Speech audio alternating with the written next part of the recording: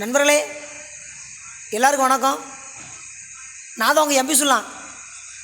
என்னோடய வாழ்க்கையில் நடந்த உண்மையான சம்பவம், உண்மையான அனுபவத்தை நான் சொல்ல போகிறேன்.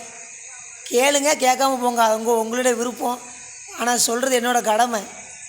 எனக்கு என் வாழ்க்கையில் இப்படி தான் வாழணுங்கிற ஒரு அனுபவத்தை கொடுத்தது யாருன்னு கேட்டிங்கன்னா, எங்கள் அம்மாவுக்கு அடுத்து அந்த சிவபெருமான் தான்.